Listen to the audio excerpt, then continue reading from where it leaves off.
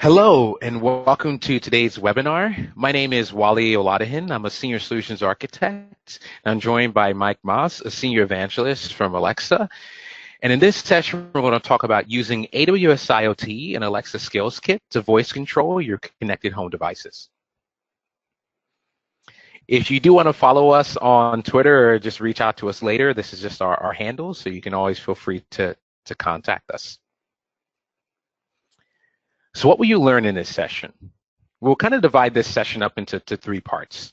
We'll talk about how you can use AWS IoT to support your backend applications using Alexa Smart Home skills. We'll also dive into just the smart home ecosystem in AWS IoT. Then we'll actually dive into a sample application with a smart home skill and AWS IoT powering the backend. And then throughout, we're going to dive into some tips and tricks and just some best practices when building your smart home appliances with AWS and Alexa.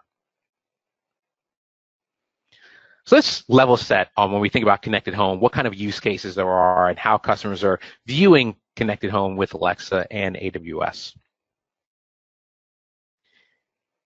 In terms of the use cases, we see three use cases inside of connected home. One is around home automation. This is how do you configure different aspects of your home to communicate with each other or take a coordinated activity. You can think of being able to say, Alexa, turn on the lights for nighttime. And in that case, it might turn off the lights, turn down the music, maybe it then sets your coffee timer to start in the morning. How do you kind of automate all the behaviors of your home? We also have home networking, and this is really how can we diagnose locally the network connectivity in a home? How can we, via router, help you troubleshoot latency or drop packets a little bit easier without going this round trip back and forth between the cloud?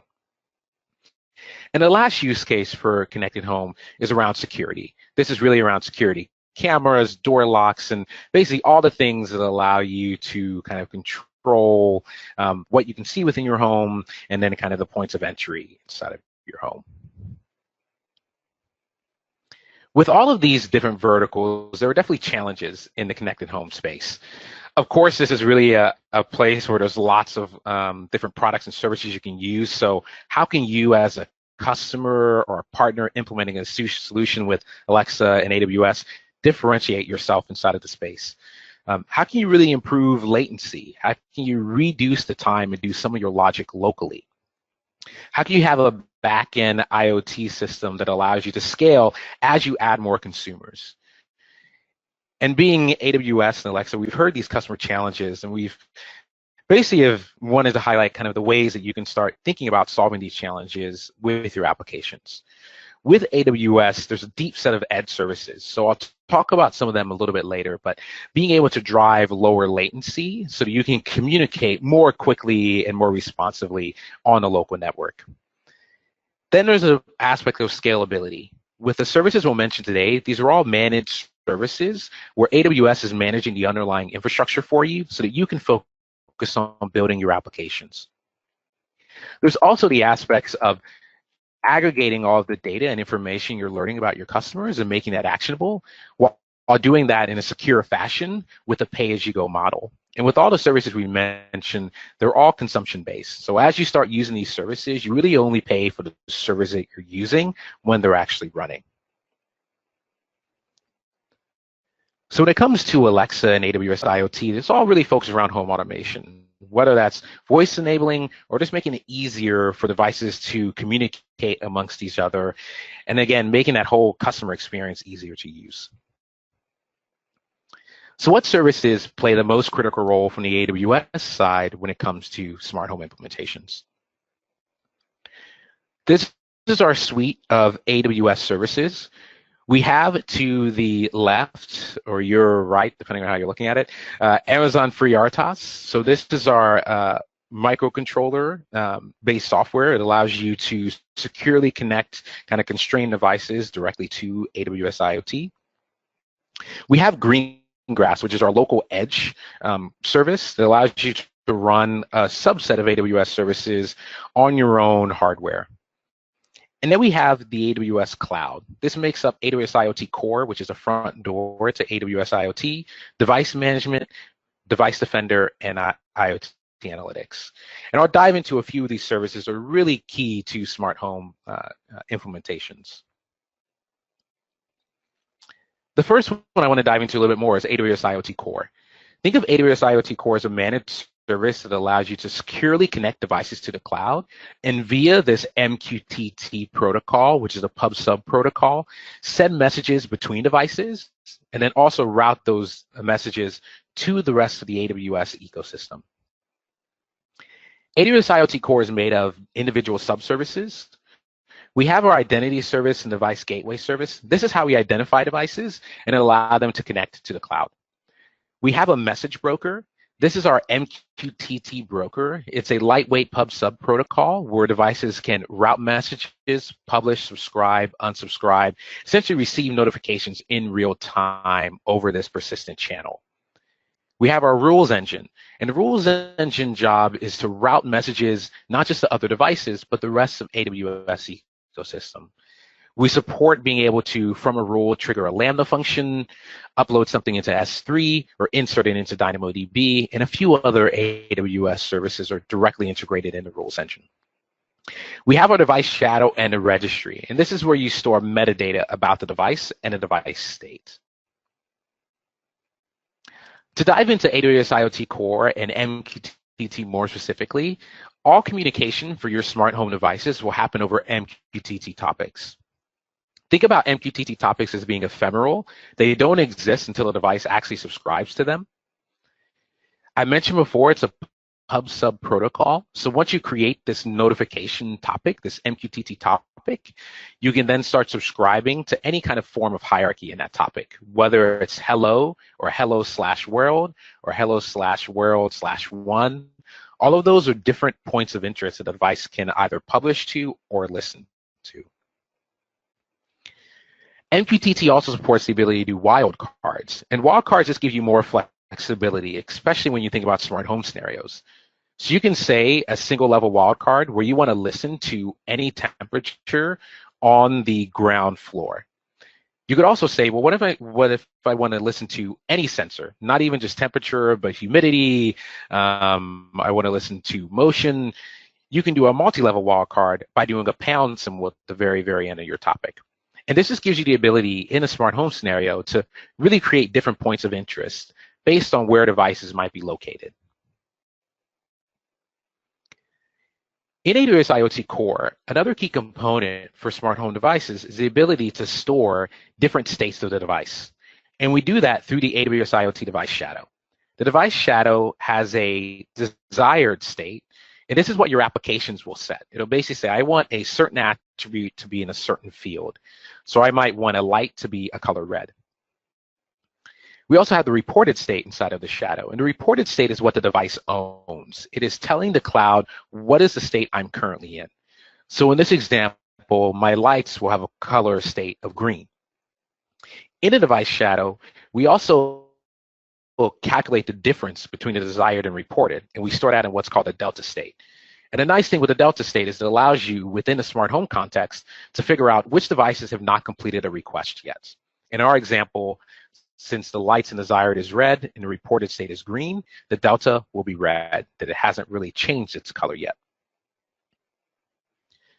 Just to give an example of how the device shadow flow works underneath the hood, let's say I have my device on the left and my application on the right.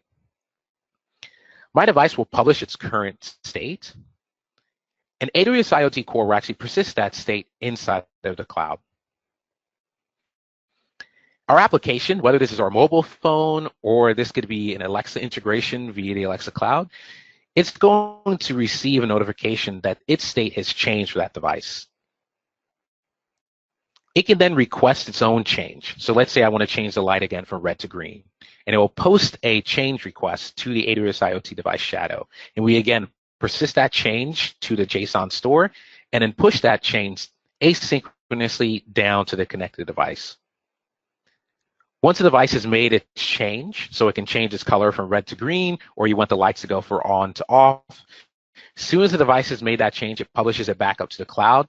We persist it, and then this cycle can begin all over again. It gets a notification that its state has been changed, and now the application can say, well, I want to make another change, or I want to show to the user that the lights are now on in their mobile phone. Works with our Alexa products is that when you're using AWS IoT, the device's job will be to publish and subscribe on its MQTT topic related to its shadow.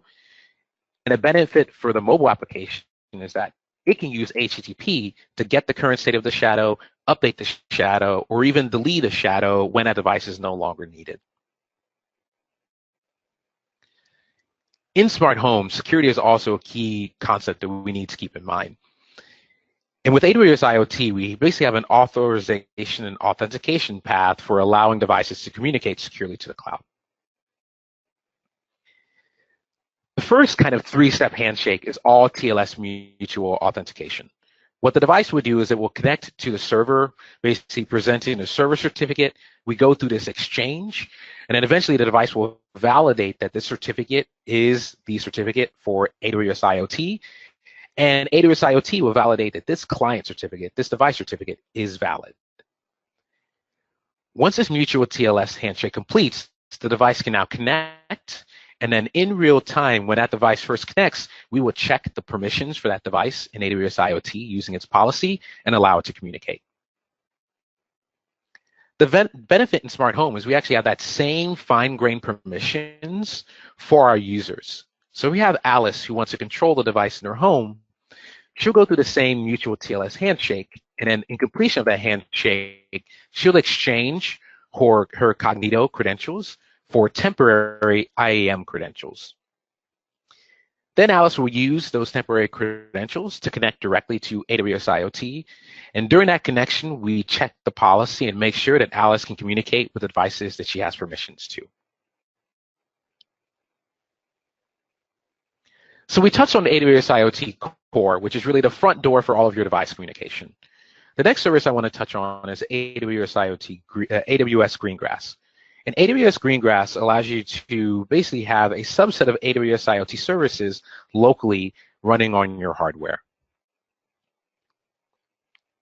With AWS Green Grass, we support a lightweight local broker that's an MQTT based that allows you to do pub sub on your local network. We allow you to run local Lambdas at the edge with AWS Green Grass. We also support a version of the AWS IoT Shadow. So all of that command and control you can do locally without being connected to the cloud. In addition to that, we bring over all the security best practices. We also allow you to make use of your hardware. So you can access the local resources. You can run ML models on those resources inside of Green Grass. And you can do things like protocol adapters locally as well. We bundle all of that with our own OTA process. So if you need to go and update these devices over time, you can do this via an OTA easily for Green Grass Core. Now your devices are out in the field and configured. You want to then figure out how you're going to manage those devices. How can you set them up so that it's very, very easy as you add skills or add capabilities to those devices that you can update them, operate them, and then make changes to them later on. And this is where AWS IoT device management really comes into play. Device management has a few services inside of it. You have the ability to batch fleet provision devices. So through a JSON file, you can upload essentially a manifest of all of your devices and their metadata. And inside of AWS IoT, we'll create all of the things for those devices, put them in a registry, we'll put policies and permissions on them, essentially pre-create all the information so that your device can connect and start communicating.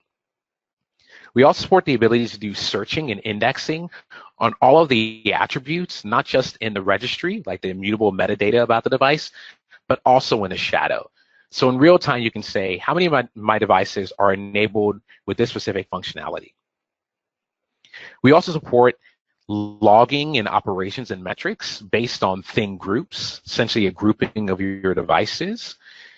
And you can deploy updates to those thing groups or to individual devices. To dive in a little bit more about how you can use device management with Alexa skills and with your connected devices, kind of show an example of how thing groups could be set up initially. So in thing groups, it's a hierarchical structure. So I could start with something like location and type. In a basic example, I might decide that my types are different types of LED lights, and my locations will be related to locations in the home. I could continue to create sub-levels to my location. So I could say, is it the first floor? Is it a guest room? Is the guest room 1 or 2? And the leaf nodes, the kind of the very, very end of my thing groups, are my actual things. The benefit here is that now that I have this hierarchy, I can start doing things like logging on this hierarchy or even doing updates on this hierarchy. Now, if you're implementing a smart home skill or an application that you're going to deploy to your end consumers, what you might set up would be slightly different. You want to be able to automate updates to all of those devices based on where your users are. So now my location might include things like what country or continent am I in? Or, for example, if you're in the US, are you on the East Coast or West Coast? And if you're on the West Coast, what state are you in? Similarly, you can still have the same kind of types inside of your thing groups to delineate what kind of devices are they and what capabilities do they have. And now the benefit is you can enable new functionality based on your geolocation of those devices. Again, now we can automate, let's say, a smart home skill that's related to lighting, or we can enable an AVS product that's related to a specific geo like Asia.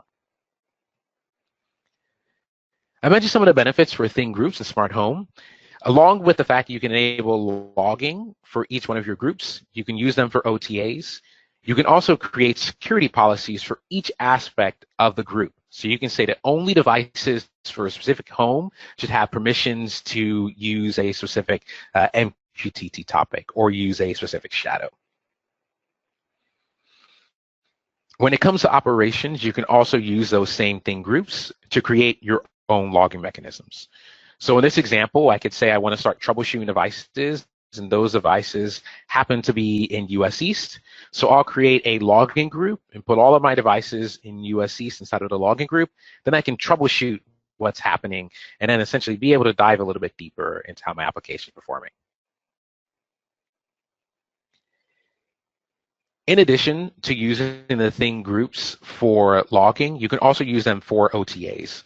So I want to take that same location-based information and deploy updates to Northeast or Southeast with the type of LED. I can take that cross-section of all of those thing groups and only deploy to those jobs, to those devices. In addition, once the devices update, I can move those into a brand new group, and that'll allow me to track any single device that has a new patch on it, or any single device that might have been enabled for a specific Alexa skill. So this gives you more flexibility in not just managing your devices, but being able to track kind of where they move through their life cycle. Just to leave you with some best practices for thing groups, they are hierarchical. These hierarchies are immutable. So you want to focus on things that don't really change as often. Focus on locations, hardware, firmware versions, or the environment you're going to deploy them in. So best practice to create a diagnostics group so you can do some troubleshooting on the fly. Those diagnostic groups can have different log levels, so it's easier to troubleshoot. And one of the key benefits when it comes to smart home implementations in thing groups, so you can leverage the thing group policies so you can create fine-grained permissions for an entire group of devices related to a home. Just to summarize some of those home automation use cases, we dove into AWS IoT Core, how that's a scalable cloud application where you can manage the pub sub, the communication between devices, not just between themselves, but other applications like Alexa. We talked about how you can use the edge with Amazon FreeRTOS or AWS Green Grass, where with AWS Green Grass, you can run kind of local logic and machine learning at the edge without being connected to the cloud. And from the cloud side, you can bundle in a lot of other functionality, whether that's device management, Device Defender for security, or AWS IoT analytics to learn how your consumers are using your end devices. Along with AWS IoT, there's an ecosystem of other AWS services that customers are free to use. We have Amazon API Gateway, which is a RESTful API that allows you to do kind of public post, update, delete requests against an API end that you own. AWS Lambda, which is event-driven compute. You upload your code to AWS Lambda, and AWS manages the compute capacity underneath that code. Amazon DynamoDB, this is a scalable NoSQL data solution where you can essentially create the data store and the schema you want, and then scale up and down the read and write provisions as you need them. We also have Amazon Cognito, which allows you to authenticate your users to other AWS services, and AWS CloudFormation, which allows you to automate all of the infrastructure for spinning up and deploying your applications on AWS. With that, I'm going to hand it over to Mike so we can talk about how you can take all of these pieces we talked about, understand the Alexa ecosystem, and start building smart home applications using these services. All right, thanks, Wally. I'm Mike Moss. I'm here to talk about the Alexa Skills Kit. The Alexa Skills Kit is really our collection of documentation tools and sample code to help you build Alexa skills. We refer to it as Ask for short, and if you want, you can go out to developer.amazon.com/ask as the front end portal for all of our content. Before we begin, I kind of want to talk about the types of skills that we're actually that we enable in the Alexa Skills Kit. We have things like custom skills, which if you've used an Echo device, you may have done with like Jeopardy. There are flash briefing skills that give you news and information, video skills that present video content, lists that let you manage lists. But what we're going to talk about today for the connected home is a special category of skills called smart home skills. And really these are for connecting and controlling your smart home through Alexa. If you've ever used Alexa, you probably understand that there's a voice component, but there's also another path through the application that you can also use. What happens with both of these is you communicate out to the Alexa cloud that does things like speech recognition, machine learning, natural language understanding, and even text-to-speech in terms of the responses back to you. That's all handled by the Alexa cloud.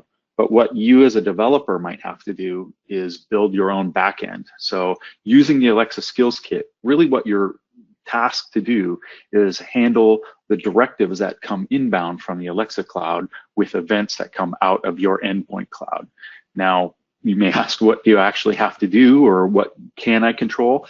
That really depends on what you're trying to build. And the way that the Alexa Skills Kit approaches this for smart home in particular is through capabilities. And depending on the type of device that you want will kind of define the capabilities that you're actually going to use or need to implement as part of your skill.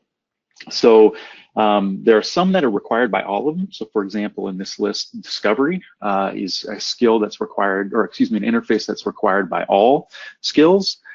This defines your skill to Alexa. So if you have, for example, a light bulb, it will define things like in this, like color controller, power controller for turning it on or off, really the functionality that you're exposing from this endpoint that you're associating with a user. There are lots and lots of different types of interfaces. So in this list, for example, percentage controller allows you to generically apply a percentage. So if you wanted to, for example, set something to 50%, you would use a percentage controller. If you want typical media controls, you could use things, an interface like the playback controller. There are ones that are really specific. For example, the thermostat controller, which is really useful for working with a device that may be or have capability that is that emulates a thermostat. All of these are really the directives that you're going to respond to when the Alexa cloud communicates into your skill. And to get a sense of that, let's actually take a look at an endpoint cloud architecture. What we have here from top to bottom is really the home network at the top with your Alexa devices, your Alexa-enabled devices, your endpoints, if they're from a particular device manufacturer, or if you have a hub or some type of controller in your home. Really what's happening is below the purple line, out on the internet, in the cloud, you actually have an endpoint cloud that may keep state of those devices, communicate with those devices, do all the things like firmware updates, or set it to a particular value, or get a video feed from a camera. All of that is controlled through what we refer to as an endpoint cloud. Now, this is your code.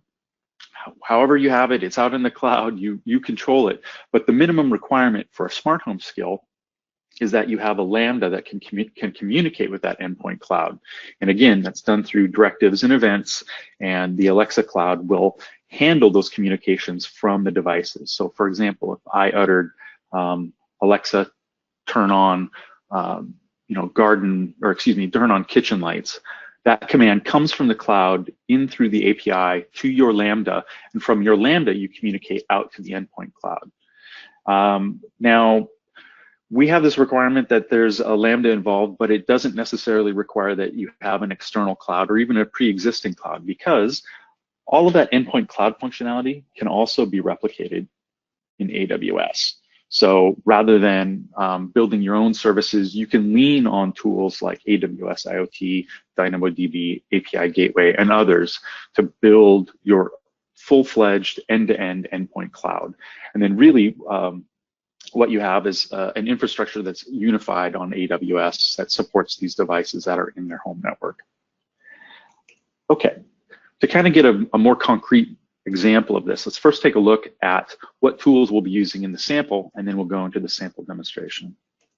So in our sample demonstration, we're going to have, first of all, a smart home skill, Alexa smart home skill that will lean on tools such as API Gateway, DynamoDB, even S3 for storing code, or if you're doing continuous integration, continuous deployment, AWS Lambda, very critical AWS IoT for storing state and information about the devices, and then of course ancillary roles like IAM for roles and permissions and keeping track of who has access to your endpoint cloud. So all of this is wrapped up, at least for the sample demonstration purposes, is wrapped up within a CloudFormation template.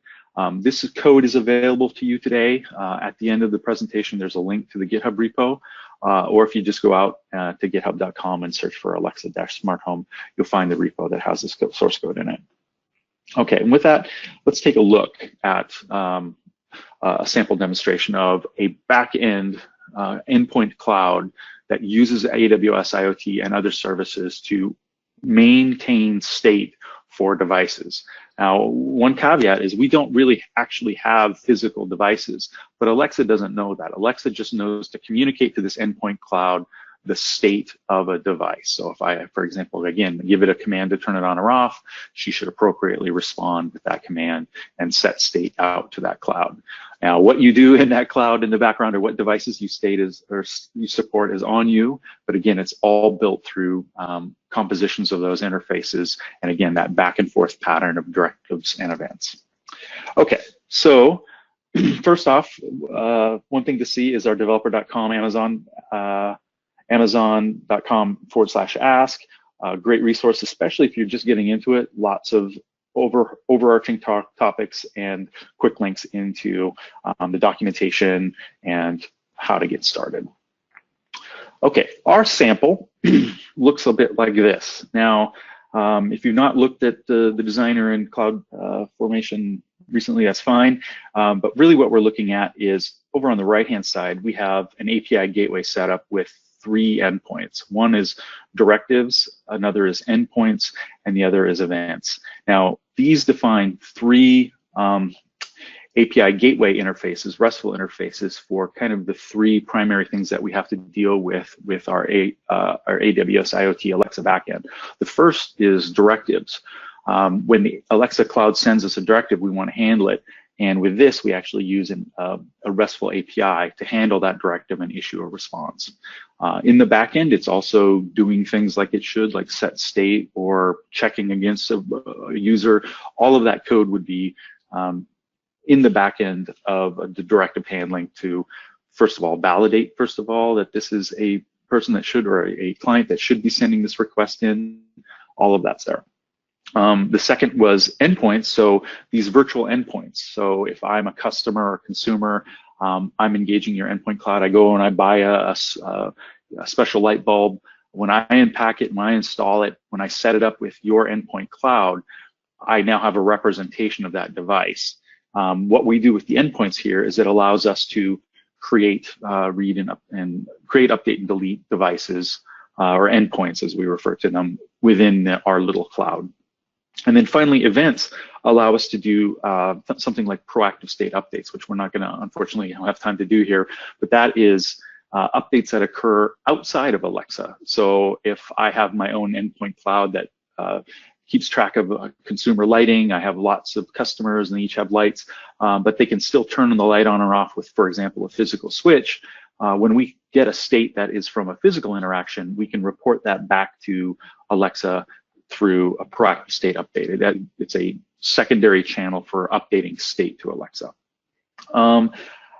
Before we move on, I'll just point out there's also a couple of DynamoDB tables to store referential information and a couple of lambdas to deal both with the API that supports the Lambda and then the Lambda itself, the skill Lambda. So if we look at the API gateway, again, we have directives, endpoints, and events that support our calls into, in essence, our endpoint cloud. A little later, we'll actually see how that's done through Postman and kind of get a sense by dynamically creating a device. Okay, so first off, let's take a look at the Lambda. And I'm going to open the skill here, yeah. So these two pieces are closely interlinked. What I'm looking at now is the developer console for Alexa. This is a skill called Sample Smart Home skill, and I'm in the build console. And I have associated this skill, which is a v3 skill, with a default Lambda sample skill adapter. And if I actually go over, I'm in the wrong one. If I go to my list, I can see my sample skill adapter is mapped to this skill ID. So commands and utterances for a smart home skill that a user who has enabled this skill will go through to this Lambda. Unfortunately, this Lambda, all it really does is pass the values of the incoming directive straight to our API gateway, straight to this directives, and gets the results from there. So all of our logic really lives in a second Lambda called sample skill. Let me go back to your sample endpoint adapter. This skill, or excuse me, this Lambda handles all of the directive requests back to the API gateway and back out to the Alexa cloud. Okay, so we have a skill defined. If we look within our skills tab, and we go to your skills, let's add. Under dev skills, we should have a skill called sample smart home skill. And in this case, I've already enabled it. And what that means is I've already gone through authentication. I've already given authorization to this skill and a token that it will communicate out with every call to the endpoint cloud with a token that says, hey, this is the permissions that I have to reach out and adjust this person's device settings, because here's the token that I was given during configuration, which if I go back to the Alexa Skills Kit is done on the account linking. When we fill out this information, we actually give it a client ID and client secret from your auth provider that Alexa can use to get a valid token with the appropriate scope to be able to communicate to your devices. Okay, so we have an enabled skill. It is has defined, if we go look at smart home and our devices, I don't know why it has some login, but it's fine. It will have already specified a device for us to see. So if I go back to smart home, devices, we have a sample black switch, and it's called the sample black switch. Now, this sample black switch does not exist. There's not a real switch in the world, but what we've done is we have defined within AWS IoT a device, and this has a type of sample switch, going back to what Wally had described as being able to segment your devices in intelligent ways. You could use that functionality to, again, as he showed, do it through regionality or even location within a particular home. So this device, if we look at it, is just a simple device that represents this sample switch. All the rest of the information that we need to describe this device to Alexa is actually stored in DynamoDB. Mostly because if we look at it, there's a lot of textual information in here, things like a sample black switch, which is the description, sample black switch as the friendly name, so that's what the user would say to address this particular device, all of its capabilities. In this case, there's really only two: the required generic Alexa interface, and then one that is for Alexa power controller. In essence, all we can do with this device is ask it to turn on or off. So all this information is sort of here. And again, you could have other information like your stock keeping units, again, current firmware revisions, all of that, that generically apply to a large class of devices. But for keeping state, we want to use AWS IoT and the Thing Shadow. So if if we actually look at this, I don't believe I've done a command through this. No, I haven't. If I do this correctly, if I give Alexa a command, one moment, turn on sample black switch.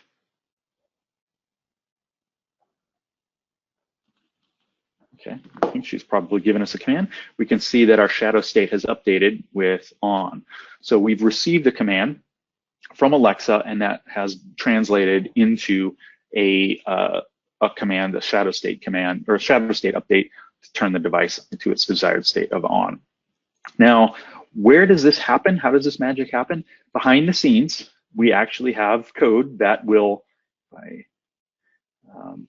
the presentation mode here.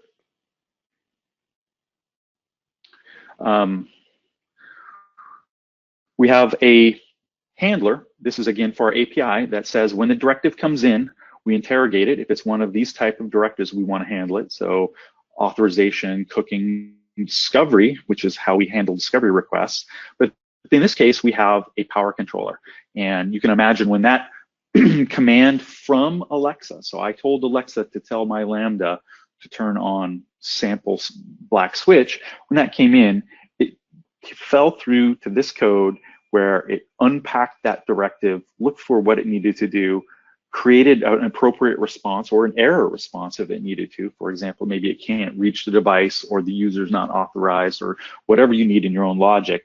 Crafted a response, actually created, crafted a response, updated, used IoT, AWS IoT's ability to update its Thing Shadow, sent that information, sent the response, and returned it back to Alexa. So if we ask Alexa to turn it on, it does two things. One, three things. One, it properly evaluates that this command is one that it can handle.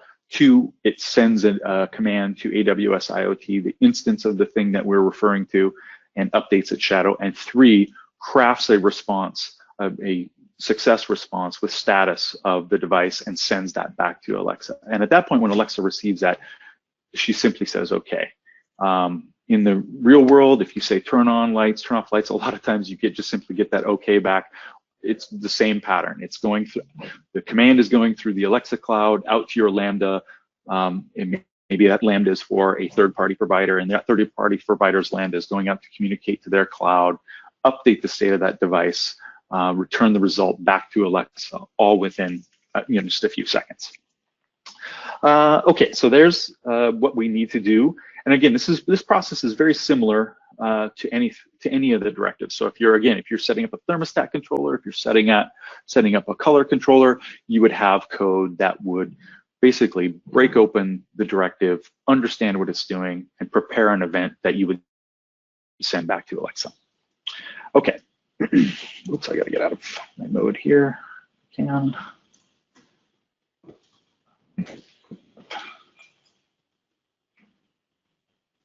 Okay, so one last thing that we'll do is, well, actually we'll do two things. One is that we will create a new device just to kind of prove how this concept works. And the second is just take a brief look at the logs to understand, again, that this back and forth, this directive event response is really what's key to it and how those flow through our AWS IoT instance. So I'm gonna open up a tool called Postman, and you can see from this API call, again, this is a RESTful post into our API. that I've created a sample black switch with a series of information, including like its name, its manufacturing name, its display category. So in the phone or in the mobile app, it would be categorized with a little icon to help identify what it is. So, for example, if it's a light, that would be light. In this case, it's a switch. And what I want to do now is I want to create another one. So I'm going to create a just binary opposite of sample white switch. And in this one, it's very similar. We have an API call, and I can easily do that by simply clicking send. But first, I want to just point out we only have one device in here. If I click send, I got a 200 response back. I got response back that the command was successful. And if we go back out and refresh our Thing Hub, we now should have a second item. So if we look at this item, there's, again, not much in it, but referentially in the DynamoDB table, which I should have just refreshed, we now have a new one. And again, this one, if we look at it, it's a sample white switch as its description and all this other information that we stored with it. However, if we go look at our devices, and I'm just going to refresh this, currently, we won't see any change. And this is because of what is at the bottom of this page. Or if I asked Alexa to do it, we need to run discovery. Now, this is changing. I'll give a little preview here. We have a new concept called proactive discovery that's been is being released that actually will allow us to do this silently behind the scenes for the user. So the user won't have to necessarily remember to do this if the Endpoint Cloud implements proactive discovery, which is really exciting because I think this is sometimes confusing. It's not difficult, but if a user is missing a device or forgets to run discovery, they can easily believe that it's not working. So in this case, we're going to run discover. So it'll take a little bit here. And while that's going, I'm actually going to open up CloudWatch so that we can see this back and forth on the backside.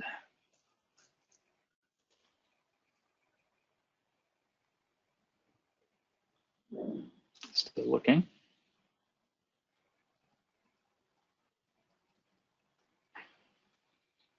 Okay, so that started. Now we can see that we actually have a sample white switch.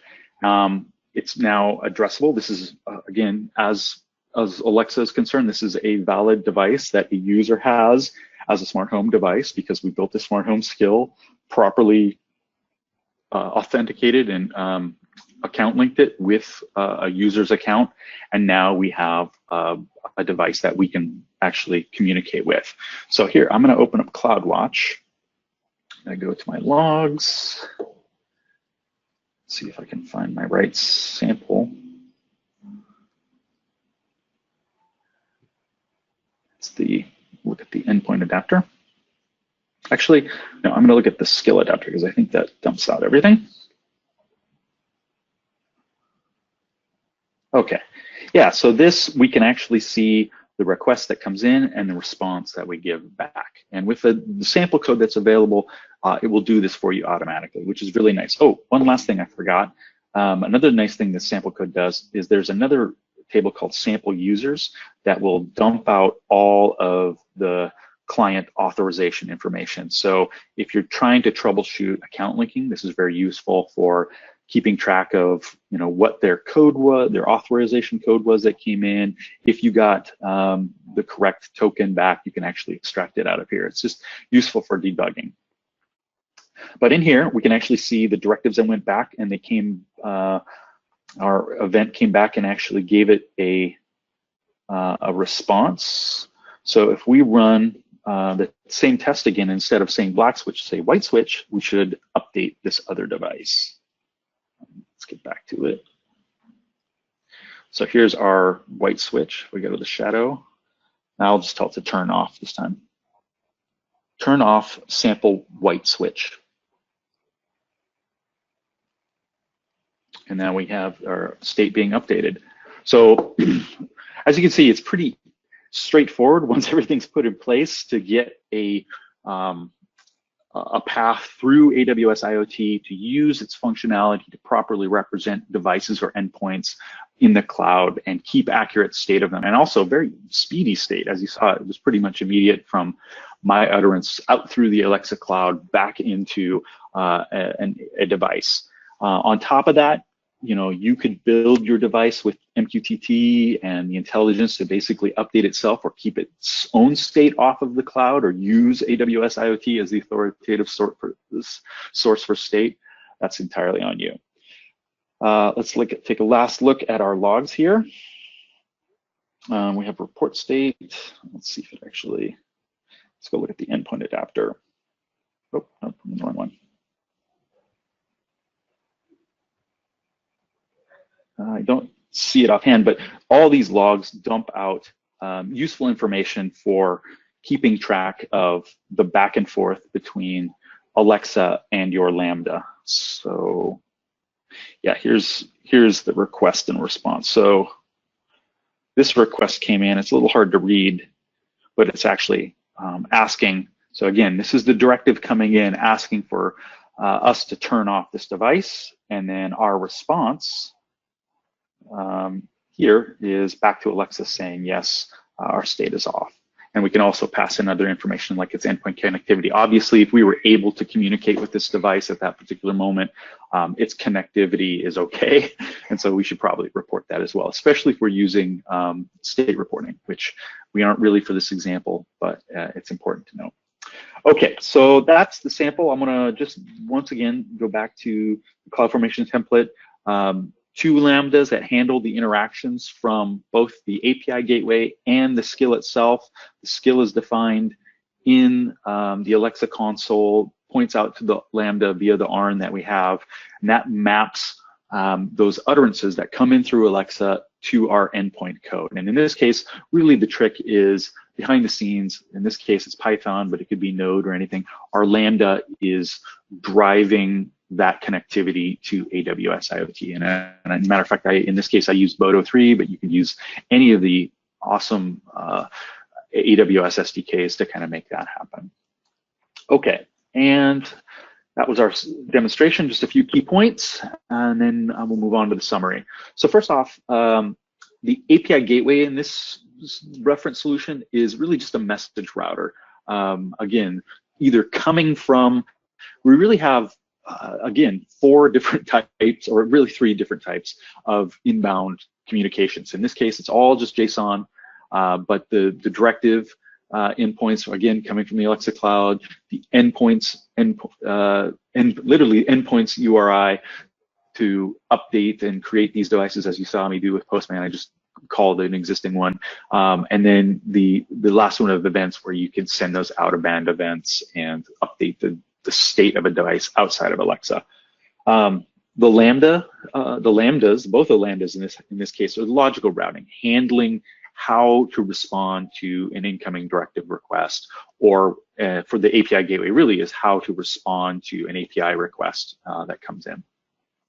AWS IoT is the arbiter of state for this solution, and that is from Alexa, what the directives, what Alexa actually tells the device to do or is asking the device to do, turn on, change color, turn up the temperature, any number of state conditions, and then finally from the device cloud itself. So the device, they manually the switch is changed, or it goes down for maintenance, or it's no longer available. Those kind of pieces of information can be reported proactively up through Alexa.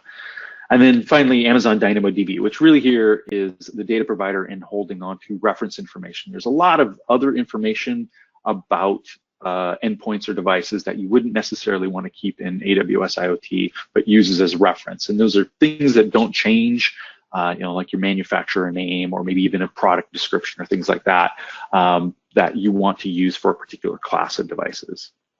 And with that, we have a summary. So between AWS IoT and Alexa, you can easily, depends on, easily is probably not the right word. You can create a connected home solution. There's a lot to it because, as you can imagine, there are many different types of devices, many different types of even home environments that you have to consider, plus all of the kind of overhead of management and upkeep and firmware updates.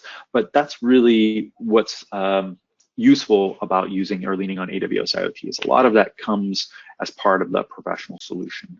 Hopefully it was useful to see kind of common use cases that both Wally showed and kind of I dug into on where these core collaborations can happen, and that that's a range of devices and scenarios within the home. And then finally, some examples of home automation and home security implementations. I think, especially with the sample demonstration, hopefully you got to see firsthand how that whole process works and how AWS IoT in particular fits into that.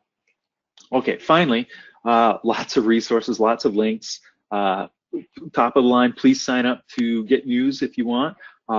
There's our Alexa Smart Home portal. The code that you just saw is actually out on github.com/Alexa/Alexa-Smart Home. There's a sample backend that has CloudFormation templates and all the instructions that you would need to use this on your own AWS account if you want to dig in and play with this kind of sandbox environment for creating virtual devices on your Alexa account. Getting started with AWS IoT Core. AWS documentation is great, and this is, I think, probably if you're just coming through this or it's just wrapping your head around it, this is a great place to start. And then a list of services that Wally had mentioned around IoT device management, Green Grass, and analytics. And with that, both Wally and I would love to thank you for attending and watching our webinar. And with that, thank you very much.